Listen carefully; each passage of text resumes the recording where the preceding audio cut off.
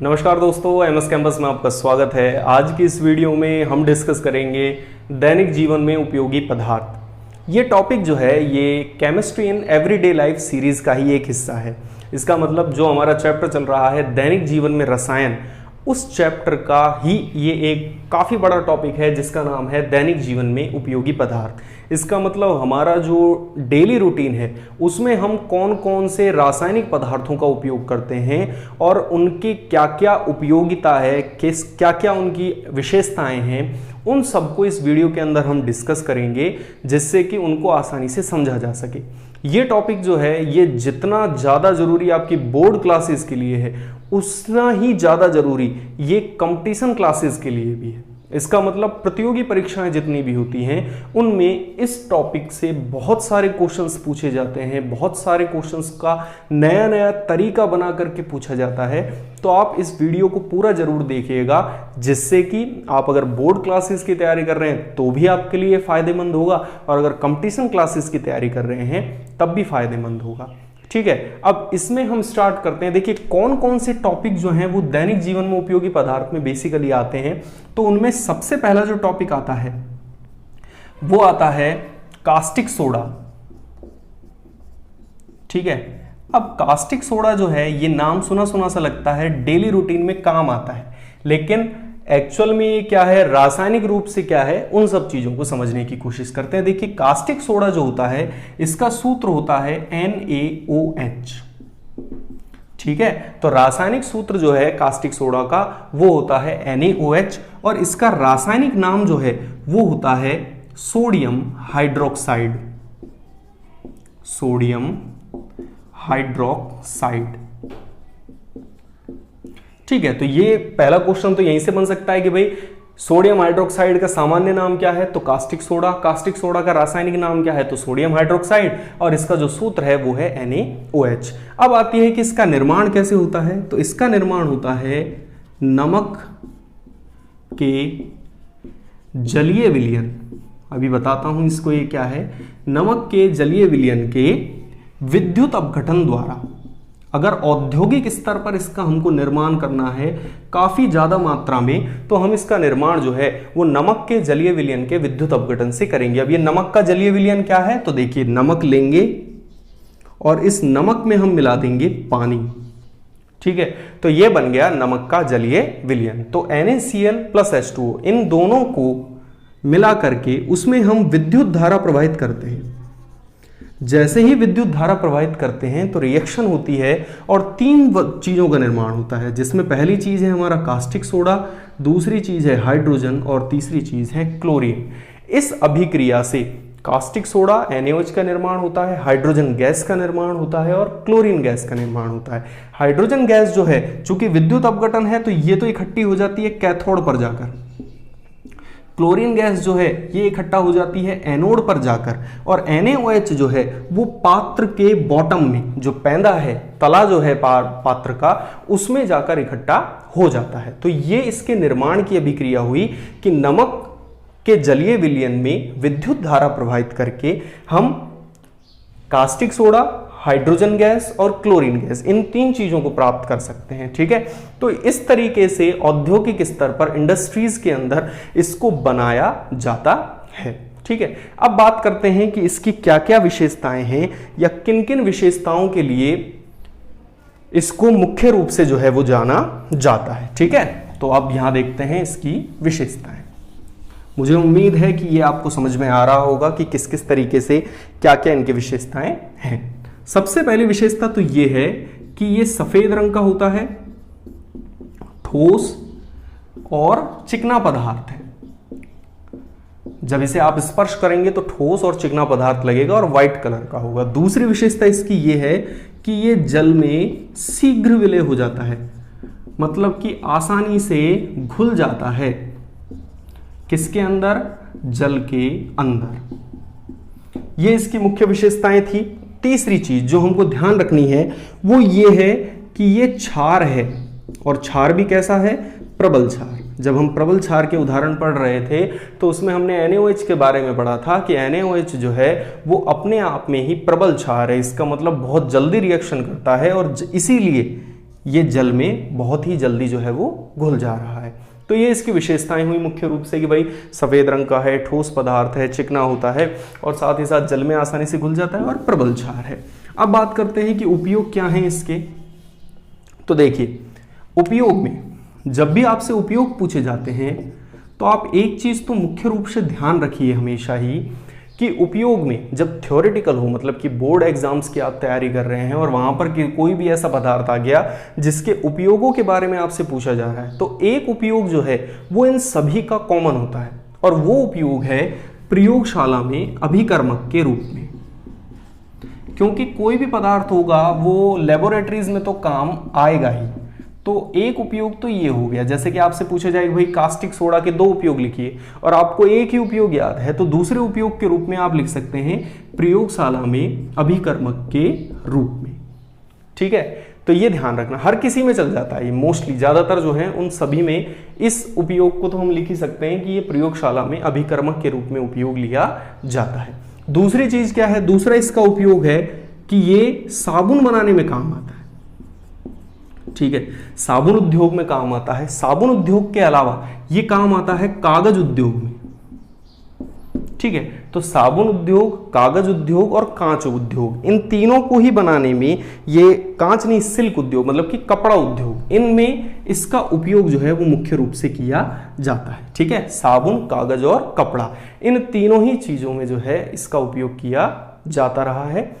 दूसरी चीज प्रबल क्षार है, तो प्रबल क्षार के रूप में भी उपयोग होता है। जिन अभिक्रियाओं में हमें प्रबल क्षार की आवश्यकता होगी वहां पर भी हम किसका उपयोग कर सकते हैं आसानी से, कास्टिक सोडा या NaOH जो है उसका उपयोग वहां पर किया जाता है। और कहां कहां उपयोग होता है, तो इसका उपयोग जो है वो पेट्रोलियम के शोधन में भी किया जाता है। मतलब कि जो पेट्रोलियम पदार्थ होते हैं उन पेट्रोलियम पदार्थों का साफ सफाई करने में या उनका शुद्धिकरण करने में जो है उसमें भी किनका उपयोग किया जाता है, कास्टिक सोडा का।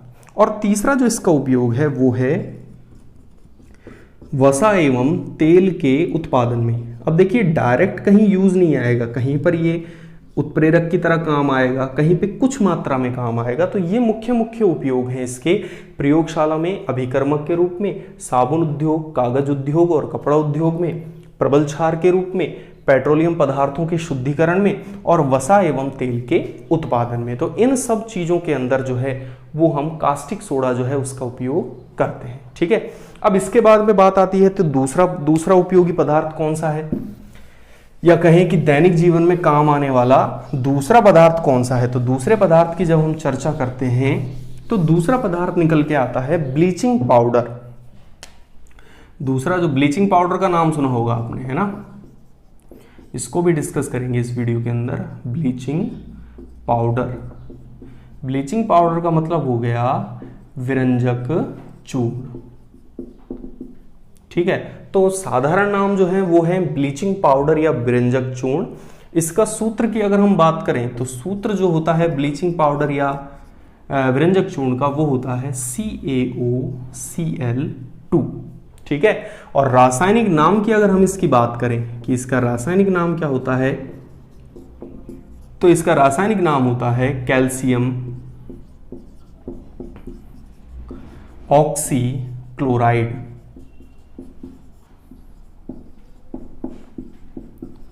इसे ऑक्सोक्लोराइड भी बोल देते हैं या ऑक्सीक्लोराइड भी कह दिया जाता है। तो ये 3 विशेषताएं जिनमें से क्वेश्चंस बनते हैं कि भाई ब्लीचिंग पाउडर साधारण नाम है, विरंजक चूर्ण भी सामान्य नाम है, इसका सूत्र जो है वो है CaOCl2 और इसका रासायनिक नाम जो है वो होता है कैल्शियम ऑक्सीक्लोराइड या कैल्शियम ऑक्सोक्लोराइड। ठीक है, अब बात करते हैं कि बनता किस तरह से। तो इसके संश्लेषण की अभिक्रिया का अगर हम देखना चाहें तो देखिए CaOH का होल ट्वाइस, ये होता है कैल्शियम हाइड्रोक्साइड।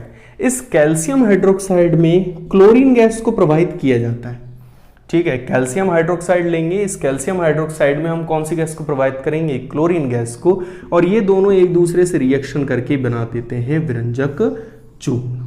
ठीक है, तो दोनों के निर्माण में कुछ इस तरीके से हमें कैल्शियम हाइड्रोक्साइड लेना है। इस कैल्शियम हाइड्रोक्साइड के अंदर हमको क्लोरीन गैस को प्रवाहित कराना है और क्लोरीन गैस इसमें प्रवाहित होकर निर्माण कर देगी किसका, ब्लीचिंग पाउडर या विरंजक चूर्ण का। अब आप ध्यान दीजिए कि नाम से स्पष्ट हो रहा है कि विरंजन करेगा, इसका मतलब रंगों को हटाने का काम करेगा। अब इसकी विशेषताएं देखते हैं हम कि क्या क्या इसकी विशेषताएं हैं मुख्य रूप से। तो देखिए, सबसे पहली जो इसकी विशेषता आती है वो ये आती है कि ये हल्के पीले रंग का होता है, मतलब कि है तो ठोस ही पदार्थ लेकिन हल्के पीले रंग का ठोस पदार्थ है। तो पहली चीज तो रंग से पहचान की अगर बात आएगी विशेषताओं में तो ये पता चल गया कि ये हल्के पीले रंग का ठोस पदार्थ है। दूसरी अगर हम इसकी विशेषताएं देखें तो ये है कि ये ठंडे जल में विलेय है। इसका मतलब जब इसे अगर आपको पानी में इसको मिलाना है तो कैसे पानी में ये विलय हो जाएगा आसानी से, ठंडे जल में। तीसरी इसकी विशेषता जो है वो ये होती है कि वायु में खुला रखने पर, जब भी इसे वायु में खुला हम रखेंगे तो ये क्लोरीन गैस देगा। क्लोरीन गैस जो है उसको मुक्त करता रहता है, धीरे धीरे धीरे धीरे क्लोरीन गैस को मुक्त करता रहता है वायु में खुला रखने पर भी, प्लस या अम्ल से अभिक्रिया करने पर। यदि आप इसे वायु में खुला रखते हैं या अम्ल से इसकी अभिक्रिया कराते हैं, दोनों ही कंडीशन में ये क्लोरीन गैस जो है वो मुक्त करता है। चाहे इसको आप अम्ल से अभिक्रिया कराओ या फिर इनको वायु में खुला रखो, ये दोनों ही स्थिति में जो है वो क्लोरीन गैस जो है उसको मुक्त करता है। ठीक है, तो ये इसकी साधारण विशेषताएं थी कि ये हल्के पीले रंग का ठोस पदार्थ है, ठंडे जल में विलय हो जाता है, वायु में खुला रखने पर और अम्ल से अभिक्रिया करवाने पर ये क्लोरीन गैस जो है उसको मुक्त करता है। अब बात करते हैं कि इसकी विशेषताएं या फिर कहें कि इसका उपयोग क्या है। तो पहला उपयोग तो आपको पता ही होना चाहिए कि प्रयोगशाला में अभिकर्मक के रूप में। अब देखिए, इसका नाम जो है वो विरंजक, तो इसके उपयोगों पर हम बात करते हैं। तो इसका पहला उपयोग आ जाता है रंग हटाने में, कपड़ों पर से रंग हटाने में। चूंकि नाम ये स्पष्ट है कि विरंजन करेगा, मतलब कि ये ब्लीच करता है किसी भी चीज को। अगर कोई कलरफुल चीज जो है उस पे से अगर हमें रंग को हटाना है तो उसमें हम किसका उपयोग कर सकते हैं, ब्लीचिंग पाउडर का। अब यहाँ पर एक क्वेश्चन बन जाता है खास करके कंपटीशन क्लासेस के लिए, और वो क्वेश्चन ये बनता है कि ये कपड़ों पर से रंग किस तरीके से हटाता है, या इसके हटाने की जो प्रक्रिया है वो क्या है, किन किन तरीकों से ये कपड़ों पर से रंग को हटाता है। तो आप उसे अब ध्यान से समझो। देखो, जब हम ये विरंजक चूर्ण है, रंग हटाना है तो इसे पानी में तो मिलाना ही पड़ेगा। जब विरंजक चूर्ण को पानी में मिलाया जाता है तो ये जल से अभिक्रिया करके, किससे अभिक्रिया करके, जल से अभिक्रिया करके मुक्त ऑक्सीजन का निर्माण करता है। ये जो है ये नवजात ऑक्सीजन है। ठीक है, जब हम इसको जल में मिक्स करेंगे तो जल में मिक्स करने पर ये कुछ ना कुछ काम करता है, और वो काम क्या करता है, तो वो काम होगा नवजात ऑक्सीजन को मुक्त करने का। ये रिएक्शन होती कैसे एक्चुअल में वो समझिए आप। जब इसको जल में मुक्त किया जाता है तो जल में मुक्त करने पर जैसे ही इसको जल में हम डालेंगे तो ये क्लोरीन गैस को मुक्त करेगा। किसको मुक्त करेगा, क्लोरीन गैस को। अब ये क्लोरीन गैस क्या करेगी, ये क्लोरीन गैस जल के अणुओं से अभिक्रिया करेगी, और जल के अणुओं से अभिक्रिया करके ये क्लोरीन गैस जल के अणुओं से अभिक्रिया करके एक तो HCl का निर्माण करेगी और साथ में बनाएगी नवजात ऑक्सीजन। ठीक है, तो ये बन गया नवजात ऑक्सीजन। ये नवजात ऑक्सीजन क्या करती है, मुख्य रूप से कपड़ों पर से रंग हटाने का जो काम है वो ये नवजात ऑक्सीजन करती है। समझ नहीं आया तो दोबारा से समझिए मैंने क्या बोला है कि जब विरंजक चूर्ण को हम जल में घोलते हैं तो ये Cl2 गैस को मुक्त करेगा, जो कि इसकी आदत है। ये Cl2 गैस जब जल के ही दूसरे अणुओं से रिएक्शन करके HCl बनाएगी, साथ ही साथ नवजात ऑक्सीजन का निर्माण करेगी, और ये नवजात ऑक्सीजन जो है ये विरंजन क्रिया जो है उसको अंजाम देते हैं या उसको करने में सहायता करते हैं। ठीक है, तो ये बात हुई किसके बारे में, ब्लीचिंग पाउडर के बारे में। साथ ही साथ इसके और भी कई फायदे हैं। तो और फायदों में अगर हम बात करें तो इसका दूसरा जो फायदा है वो है जल को शुद्ध करने में। ये किसको शुद्ध करता है, जल को शुद्ध करता है। ठीक है, तीसरा अगर इसका हम फायदा देखना चाहें तो वो रोगाणुनाशक है। ये इसका मतलब जीवाणुओं और विषाणुओं को नष्ट करने में सहायता करता है। चौथा इसका फायदा देखें तो वो है ऑक्सीकारक के रूप में। इसका मतलब यह ऑक्सीकारक के रूप में भी काम आता है। ऑक्सीकारक के रूप में काम क्यों आ रहा है? क्योंकि इसके पास ये एक्स्ट्रा ऑक्सीजन है, अगर आपको दिख रही हो तो, ठीक है ना।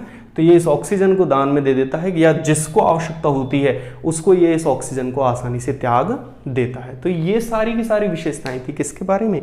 ब्लीचिंग पाउडर के बारे में, ठीक है। अब हम डिस्कस करते हैं अगला टॉपिक।